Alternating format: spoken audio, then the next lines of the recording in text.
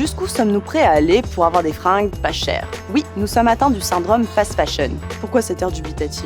Vous savez exactement ce que c'est. C'est une mode qui va très vite, qui se fabrique très vite. Un peu comme le fast-food n'est pas toujours de très bonne qualité, ni très bonne pour les gens, tout simplement. Dans le sens où nous achetons de plus en plus des vêtements que nous gardons de moins en moins.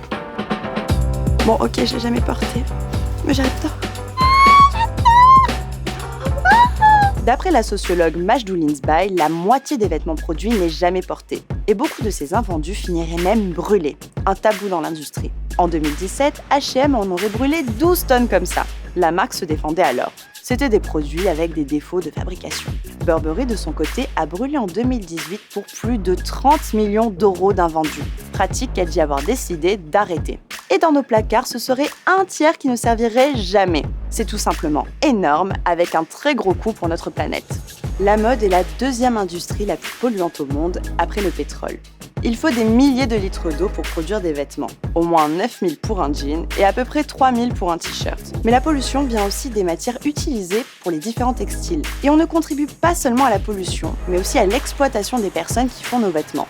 Vous vous souvenez peut-être du Rana Plaza au Bangladesh. En 2013, 1138 personnes sont mortes dans l'effondrement de l'usine. C'est une des plus grosses catastrophes industrielles, alors que coudre un vêtement ne devrait pas être dangereux. C'est pas comme descendre dans la mine. Le monde entier s'est un peu réveillé. Un accord a d'ailleurs été signé pour assurer la sécurité des bâtiments. Et ça concerne la moitié des usines au Bangladesh. La moitié des usines au Bangladesh, ça veut dire environ 2 millions de travailleurs. Mais les conditions de travail ne sont toujours pas optimales. Le salaire moyen serait de 83 € par mois. Début janvier 2019, il y a même eu des grèves dans le pays pour de meilleurs salaires. Pour mater le mouvement, des centaines de personnes auraient été licenciées. Et ce problème n'est pas qu'au Bangladesh. La Chine aujourd'hui est un pays où les travailleuses sont mieux payées qu'en Roumanie ou en Bulgarie, par exemple. Là, c'est très dur de faire avancer les choses, tout simplement parce que qui dit salaire dit qu'on touche directement au profit. Pour le moment, il n'y a pas encore d'accords internationaux pour obliger les marques à, par exemple, faire respecter les droits humains et augmenter les salaires dans leurs usines. Et face à ça, on a la possibilité de faire quelque chose. Des alternatives tentent d'émerger, souvent sous ce nom, la slow fashion. C'est une autre manière de consommer, comme donner ce qu'on n'utilise jamais à des associations. C'est aussi chercher à acheter autrement ses vêtements et savoir si c'est fait en accord avec des normes environnementales, éthiques ou durables. Mais dans la pratique, c'est comment ? Moi, j'essaie d'acheter le moins de vêtements possible, en fait. Et quand j'achète quelque chose, c'est réfléchi. Même sur Internet, c'est plus faire attention aux pubs.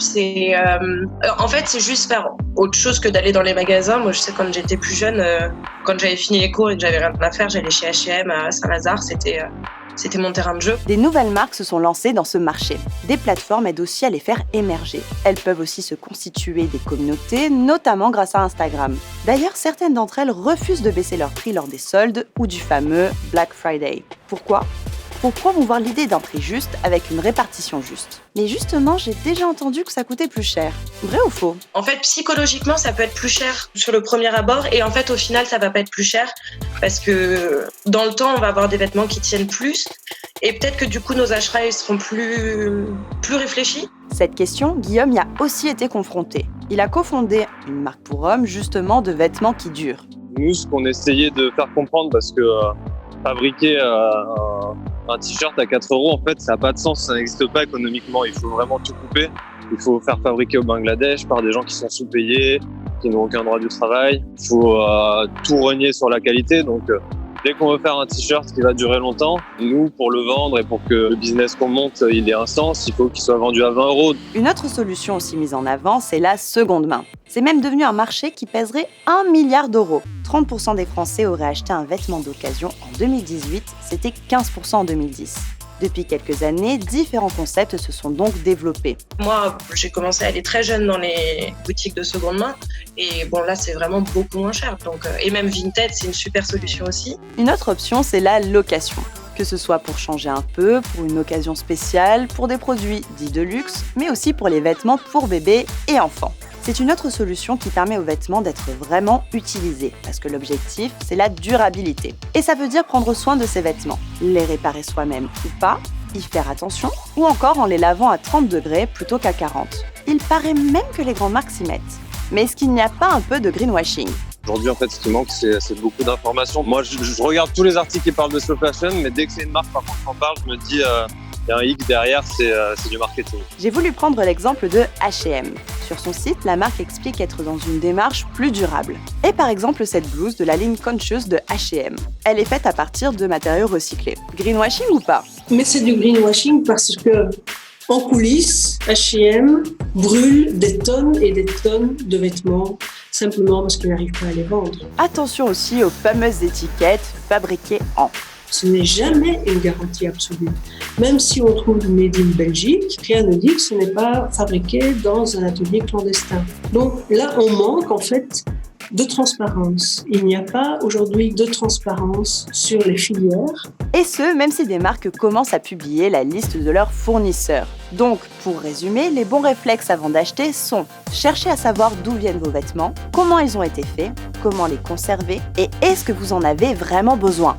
Aujourd'hui, en France, de plus en plus de personnes achètent moins pour des raisons éthiques et écologiques. Un pas qui peut être difficile à franchir tant nous sommes bombardés d'appels à acheter toujours plus. Mais c'est essentiel de réapprendre la valeur des choses. Et puis, comme nous le rappelle Carole Crabet, on dit quelque chose qui ressemble en français à « il n'y a rien qui coûte si cher que ce qui coûte pas cher mais qui ne sert à rien ». Alors, vous en pensez quoi ?